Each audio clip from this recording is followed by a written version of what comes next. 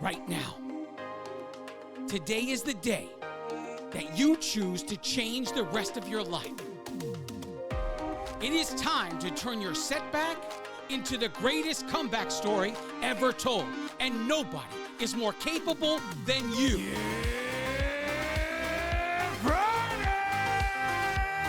This is the Ranting Weight Watcher podcast, the future #1 weight loss podcast in the world. I am your host, Donato Russo. I hope you enjoy the show today. If this is your first time here and you enjoy the show, please subscribe and spread the word of the Ranting Weight Watcher podcast wherever you are and to whomever will listen. If you'd like to connect on social media or wherever else, check out my Linktree page, Linktree/the Ranting Weight Watcher. Let's connect today. Good morning, good afternoon, good evening. Whenever you may be listening, thanks for making me part of your day. This is episode 223 of the Ranting Weight Watcher podcast. Welcome to the show. I have an announcement to make before we get started.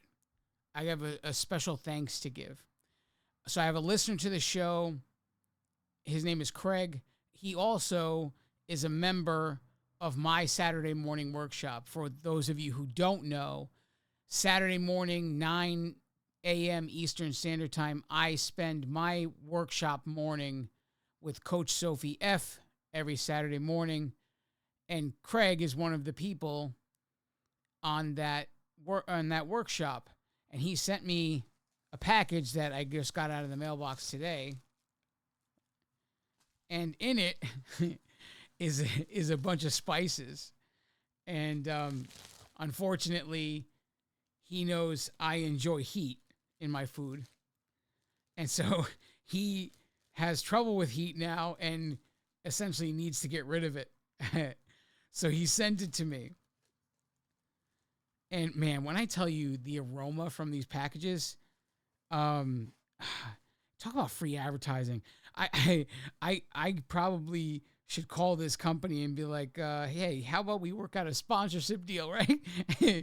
But he sent me 3 spices that, man, the aroma's so good. The aroma's so good.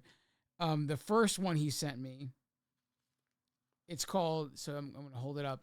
The company is called spiceandtea.com. And the name of this particular one is Pirate's Bite Spice Blend. And you need like a pepper grinder to make it work. So I don't have a pepper grinder yet, so I have to get a pepper grinder to try this one. But he made a little note here for me, pretty hot. So we'll see how that goes.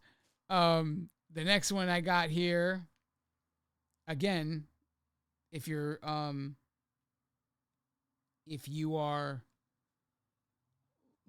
interested in taking a look, it's from spiceandtea.com.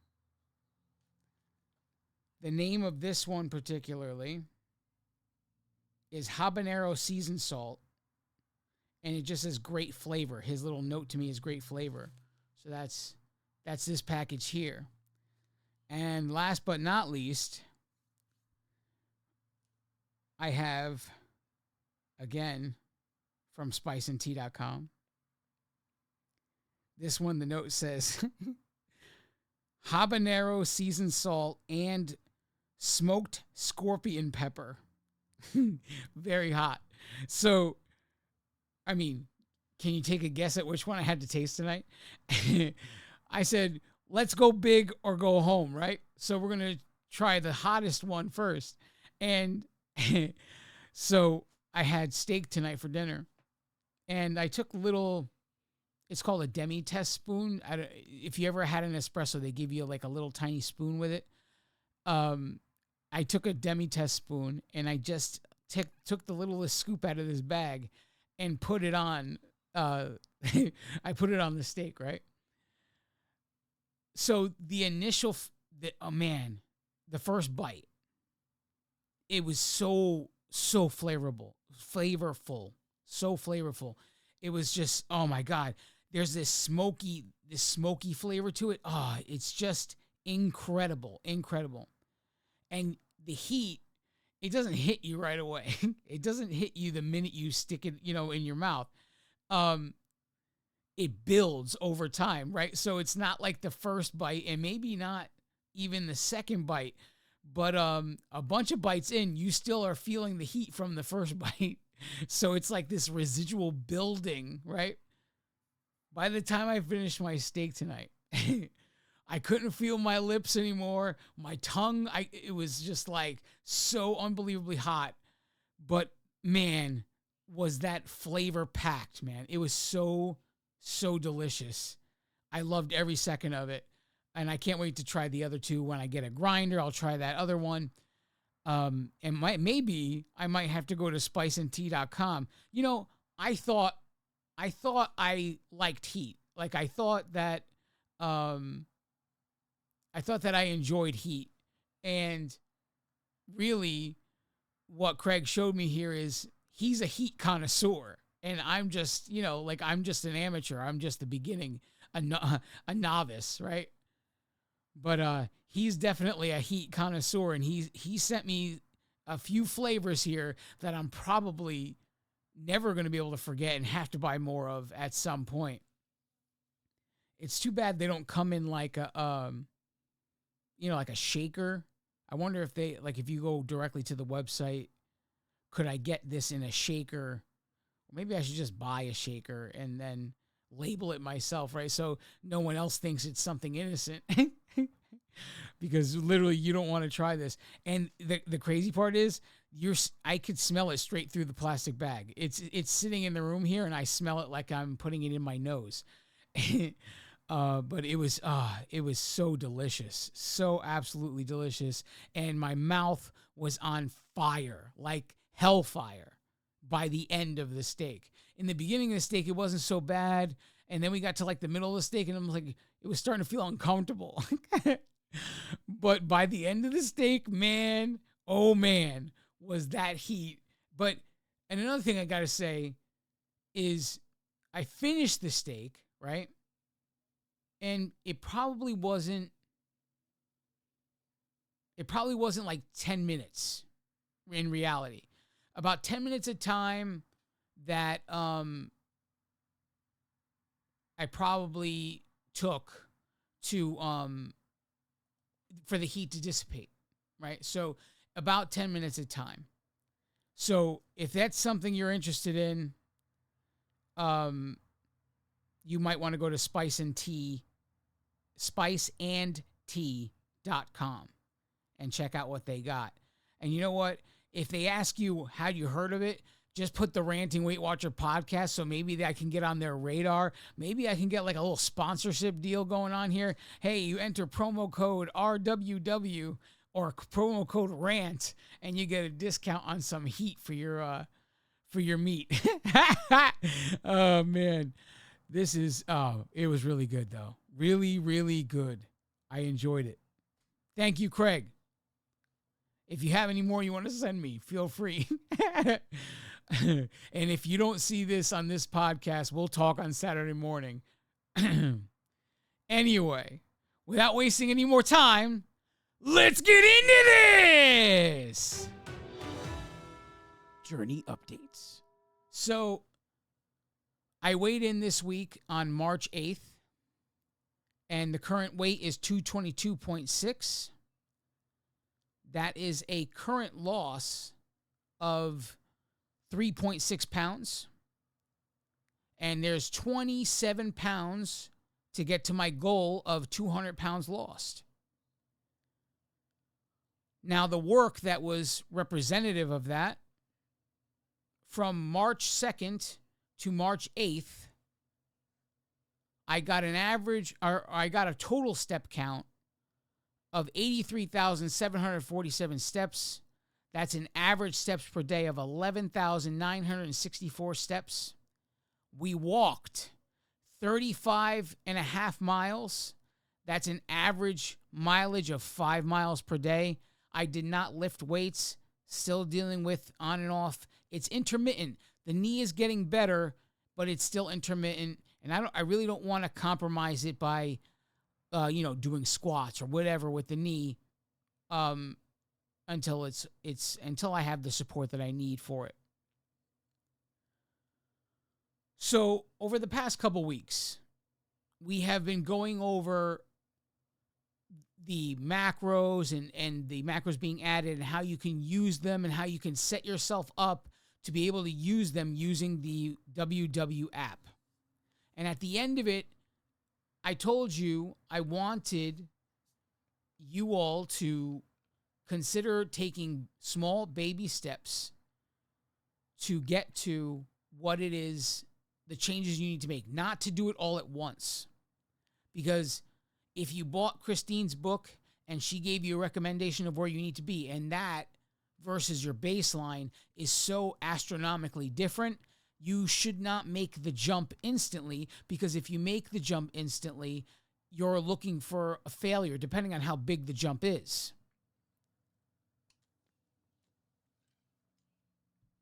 Excuse me. So, how do you go about this? I'm going to use how I dealt with this as a method. I had one benefit going for me at this point, because during the pandemic, I noticed something. Because at that time, the WW snacks were still a thing. You can buy granola bars. It was like on the way out, but it wasn't out yet of the system. And WW granola bars and protein bars or whatever were a regular part of my daily life. And something I learned during the pandemic was these snacks can't be good. And my reason for thinking this was that the snacks themselves, I can never eat just one of them. So one package of the snack alone was 2 points, and that seemed innocent enough. But for whatever reason, I could never eat one. So in my mind, this was a red flag. And this needs to go. If I can't manage to eat one, it just needs to go.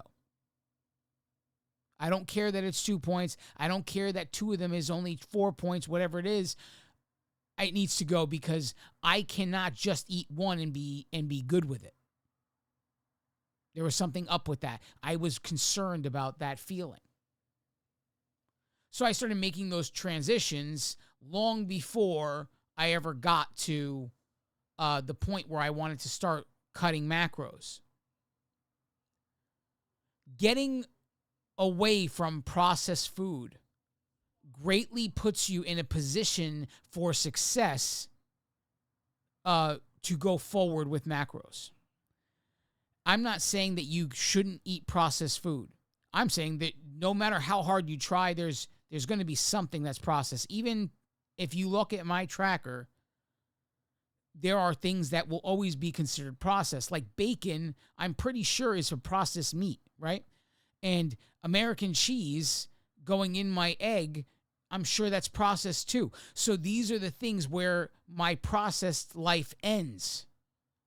And I have them still, right? Until I can make my own cheese, then that's another story, right?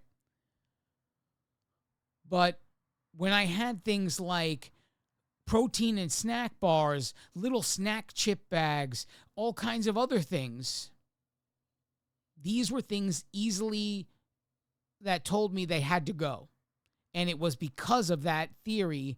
Number one, it was low on points, right? So 2 points, but you couldn't eat just one bag. So you were almost always willing, and I'm probably not the only one here. So I'm pretty sure that even if you went to 2 things to make 4 points, you still weren't just eating one snack, right? And innocent enough, one thing for 2 points is probably good. But when you start pairing them and tripling them up, and you're like, well, it's only 6 points, and it's a nice snack. The question becomes, why can't you just have one, right? And this drove me crazy during the pandemic, to the point where everything that came in a box, everything that came in a wrapper was then replaced at that time with some kind of fruit. In my head, I said, if I could just change this thing to a fruit, then I can, it would be easier for me, right? So that's how it all started for me. So by the time I made it to the macro world, it was about eliminating whole foods off of my plan. If you're starting and there are processed foods on your tracker, my recommendation is you start there. Now, there's a million ways you can do this to gauge success. And 8-week increments is the model. If you're following my method of doing something, 8-week increments is the way. Now, if it's something you steadily eat every day, decide what days or however you want to do it, right? So if you instead of eating it 7 days, you want to eat it 4 days. So what days won't you eat it? And then what is going to replace it on those other 3 days? Do you see how I'm going with this? And you're going to do that initial pull for 8 weeks.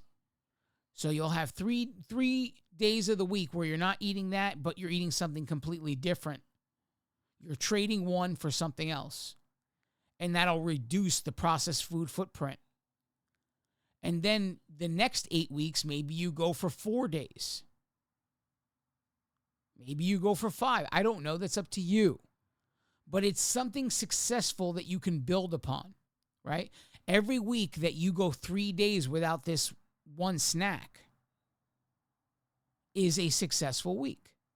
And another recommendation I would say to you is don't throttle yourself, right? There's 7 days in a week. That doesn't mean the same 3 days have to be the successful days every week, right? You're not just saying, okay, Monday, Wednesday, Friday, I'm not going to eat this thing and I'm going to change it with this one. No, give yourself the flexibility to fail because you are going to fail.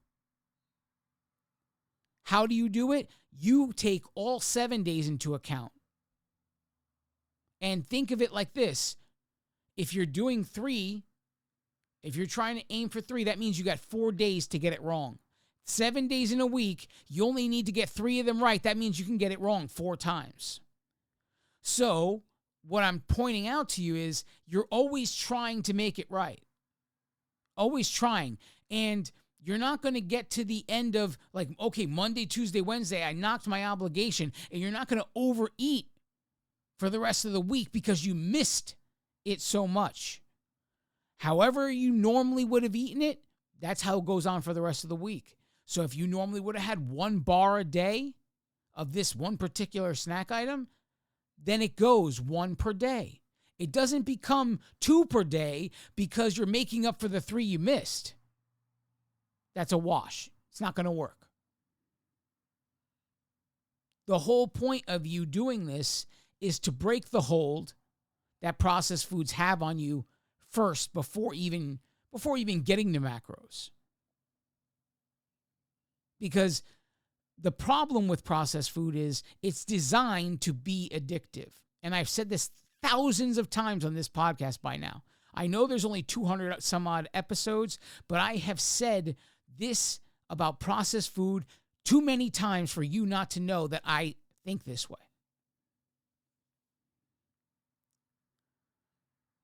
So the different ways you can go about. And now here's another thing. Now that you've tracked, now that you have certain things and certain things items have tracked on the on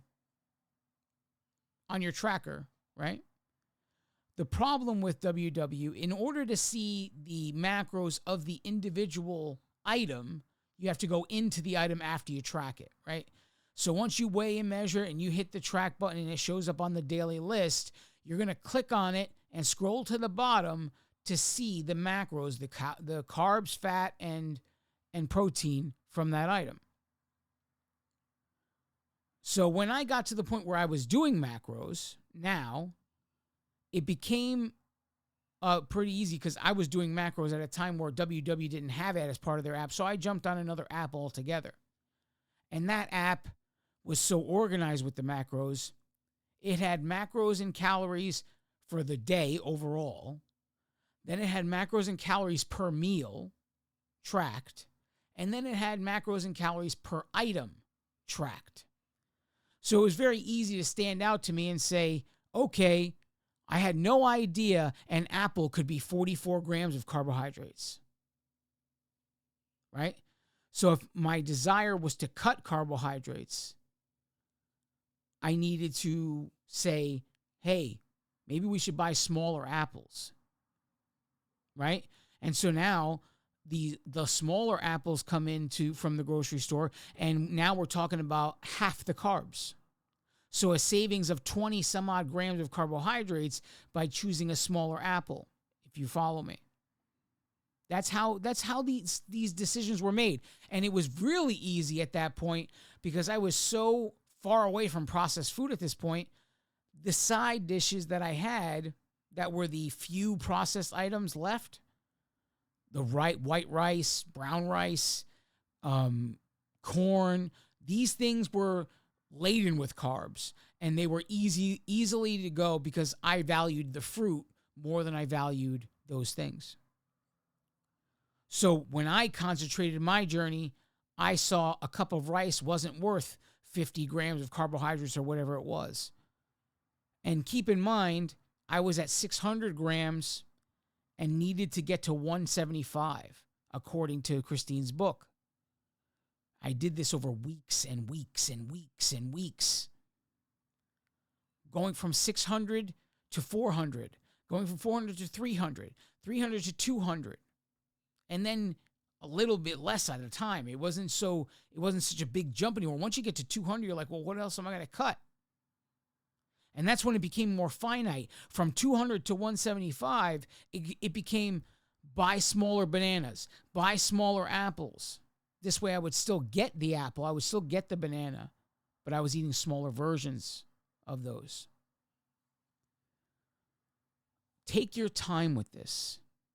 It doesn't have to happen all at once. You didn't make this problem all at once. You're not going to fix it all at once. I've said that before. I'll say it again, and I'll die with breath in my lungs, and I'll keep saying that even then on my last breath. Small incremental changes over long periods of time are going to break the hold that these foods have over your body. Break the hold.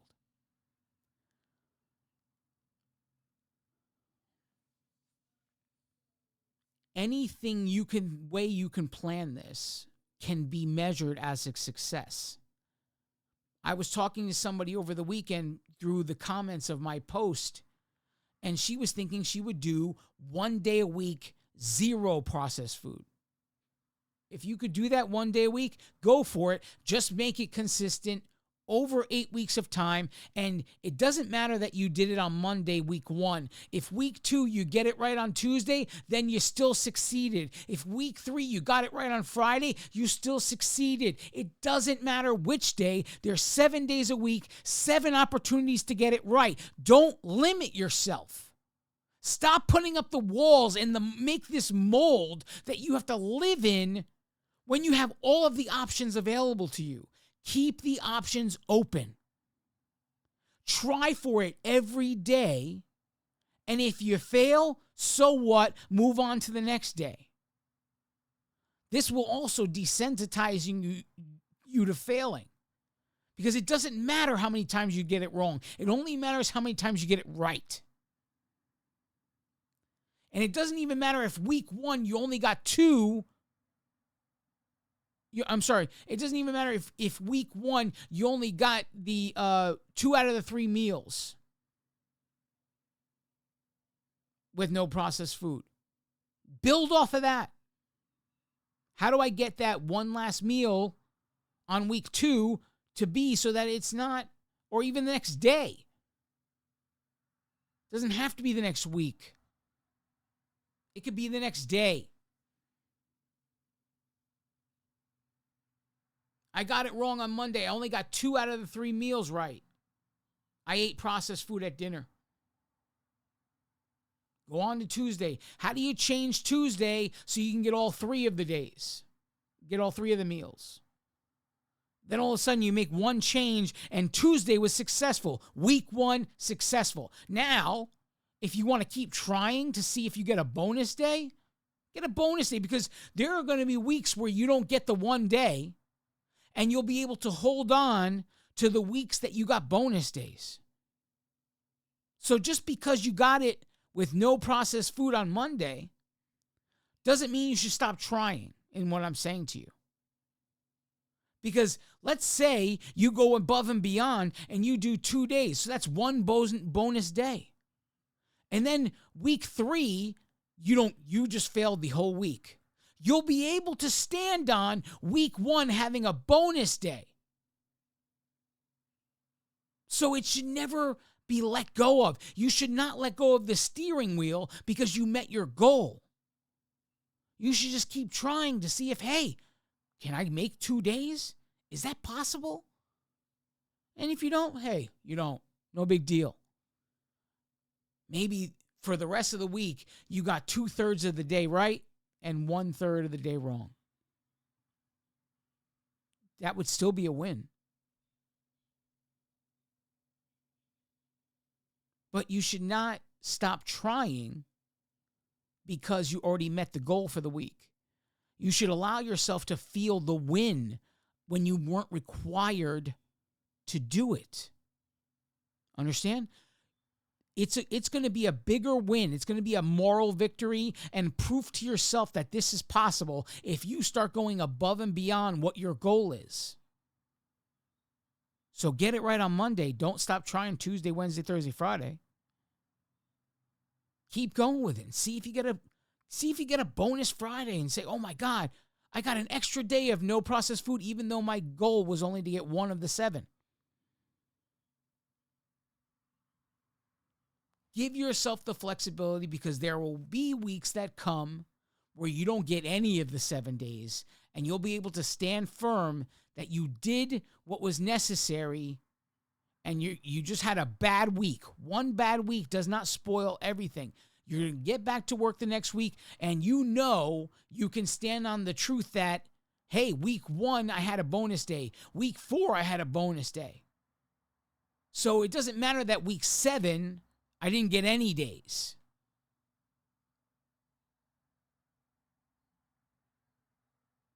Give yourself the flexibility.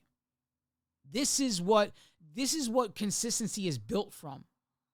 The constant effort, the constant trying, no matter how many times you fail, because eventually you get it right.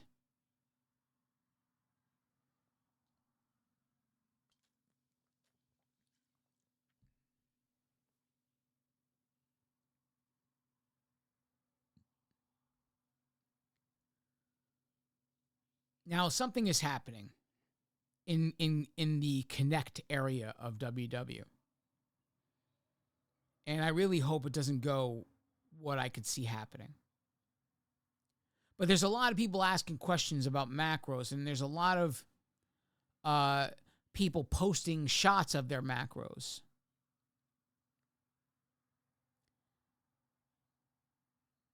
And part of this is turning into polls. And you guys know how much I love polls, right? And I happen to see one, and I don't know why. Sometimes I don't know why I give people my time. But I was in the trending section, of course, which I try never to be in. And because of this change, that's the next thing that happens. So the one thing you can bet on in WW is every time the plan changes, you can go to the trending section, and every third post is a poll. Okay? And it's all the same thing. What do you think was better, the last plan or this plan? I mean, just stupid nonsense that you can't change anyway. So why ask the question? So I run into this post, and the post is saying, do you feel that macros and calories being added to this app is a good thing? Like, what is your opinion on it? And Option A was I find it helpful. Option B was I don't look at it at all. And option C was I removed it from my screen so I don't see it. She proceeded the question with her own opinion on the matter. And that opinion was, I feel like the calories makes it, having the calories and macros there makes it counterproductive. And I think this is what stopped me on this post. Counterproductive. What an interesting word. Counterproductive. So I had to go in. I voted, obviously, you know how I voted. And when you vote, you see the results of the vote. And I wonder if this person was more pissed off that the vote was overwhelmingly going to, I find them helpful. 65% at the time where I looked at it had found macros and calories to be helpful with the addition.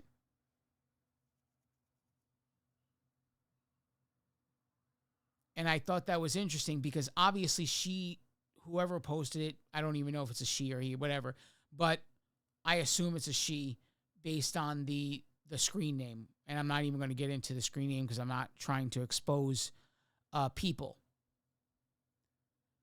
But I make a comment and basically explaining that macros, essentially, if there were no 0 point foods, you could use points right along with macros and it would work seamlessly. No problem. But because there are 0 point foods, it throws everything off. And so the calories are there to become the guide. And I also explained that hitting macro goals is like hitting a recipe of nutrients.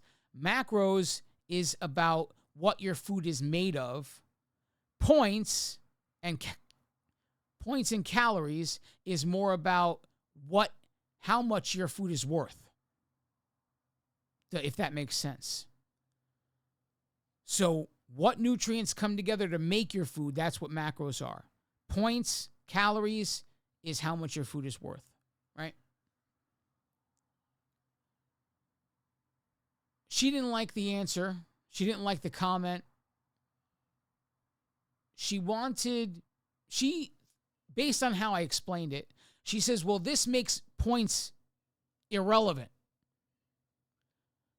The truth of the matter is, it does. If you intend to follow macros, it does make the points irrelevant. And I just talked to someone who listens to the podcast about it recently, and his name is Mark. I'm not going to say his full name, but he recently with the addition of macros, he is noticing something and it caused him to panic a little bit.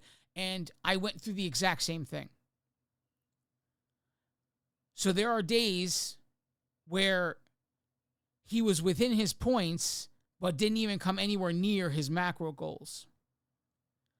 And then there were other days where he was within the macro goals, but he was so far over in his points, he was freaking out that the points was over.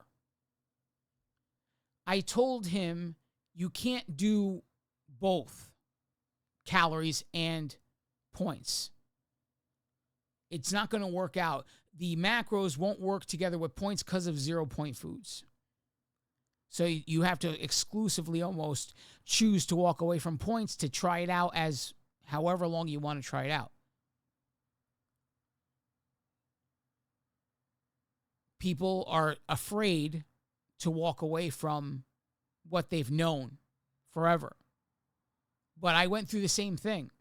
And then I got to the point where I said, well, am I trusting what the book said to me or not? The book said I need to eat this certain way. And that was before they made all these meats 0.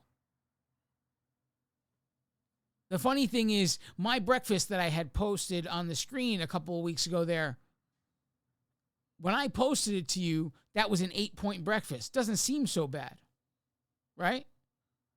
Before they changed all the 0-point foods, do you know how many points that breakfast was? It's the same breakfast.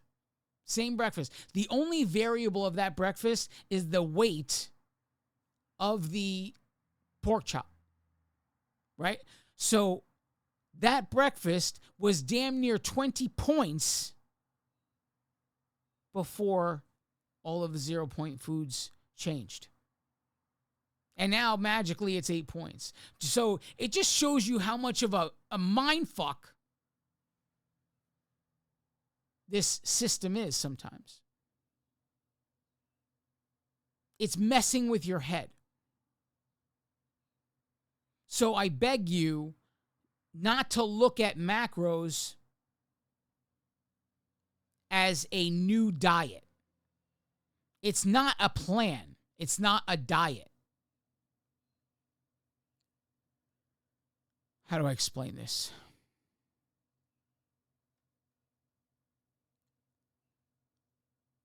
If you were baking something and it's like, you know, an old secret family recipe, cookies or whatever it is, bread, you're baking something. You can't put what you feel like putting in that bowl when you're mixing it up. You have to put what the recipe calls for. Christine's book is essentially saying there is a recipe of nutrients for your body. And if you give that recipe of nutrients for your body every day, suddenly you will find that your body gives you what you've wanted all this time.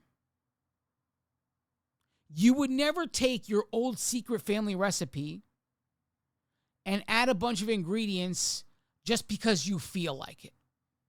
Because you would know it's not right. And if anybody in your family tasted it and you said this is the secret family recipe, they would say, no, it's not. This doesn't taste like Nana's. It doesn't. What'd you do? Well, I felt like doing this. That's not what you're supposed to do. You're supposed to put in the bowl what the recipe that has come from generations of grandmas coming forward. You're supposed to do what they said. Not what you feel like. And that's what the book is teaching you. There is a secret recipe. Your stomach is the bowl. Give your stomach the nutrient recipe your body calls for. Keep it within a certain caloric limit, and your body will give you the one thing you always wanted to have. That's what she's essentially saying in that book. Stomach is the bowl. The calories are the limit of how much food you can eat. The macros are the ingredients that go in the bowl. And just to make life easy, if it was 1,200 calories, that was your daily limit, and you were just going for thirds, that would be 400 carbs, 400 protein, 400 fat. If you were just doing that, now you go to breakfast and you decide you're going to eat 600 grams of carbs. You're going to be minusing the others because of that. Right? Because if you're trying to stick within 1,200 calorie range, then you have to eat less of the other two things.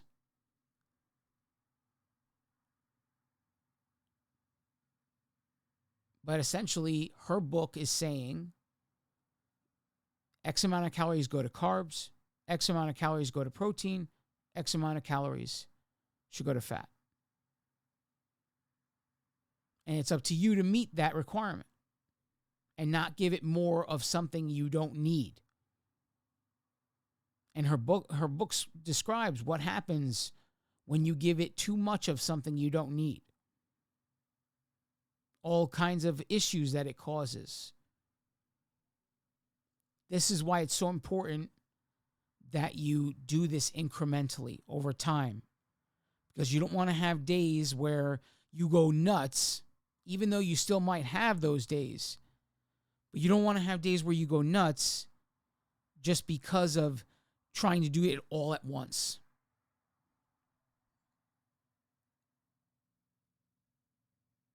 However you do it, whether you do it 1 day a week, whether you do it 1 meal a day, it's up to you. Just do it in 8-week increments. I could see it now, and I don't like it. This macros being introduced into WW is going to be the next fiasco that was green, blue, and purple. If you haven't noticed, the world of weight loss in general, but especially you can see it in WW, it's filled with FOMO. A bunch of people with FOMO. It happened on the green, blue, and purple plans.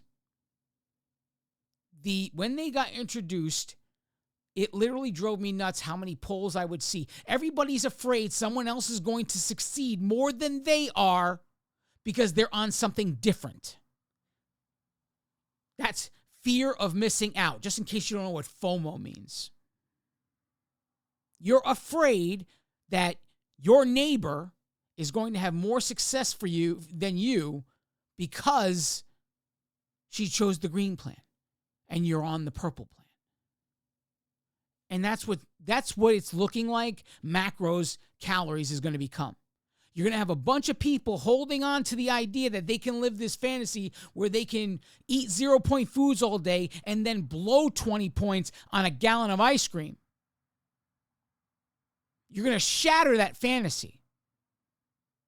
Because all they're going to see is a bunch of people getting results that they're not getting.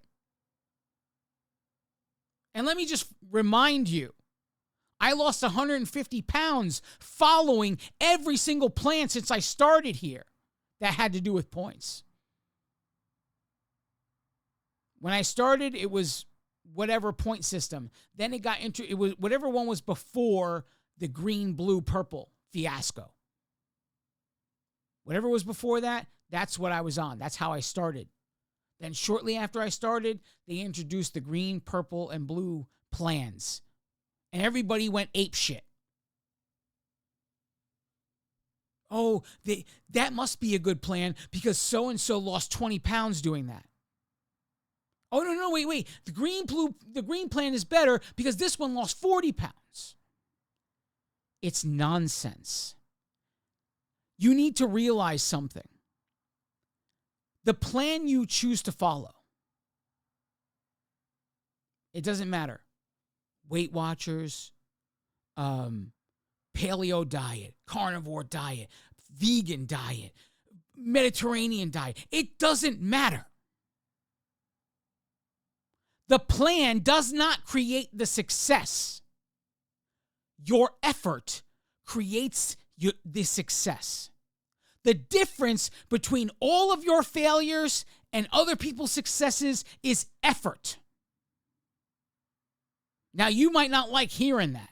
And you want to pretend that you put just as much effort as anybody else. And yet you're cutting corners everywhere. I don't have to know what you're actually doing because you stand in front of the mirror every week and you know what you're doing. Your effort dictates success in no matter what. No matter what.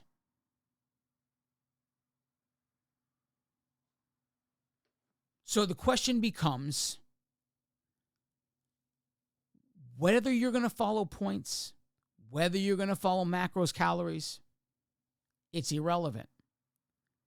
The question is going to be, are you willing to put in the effort necessary?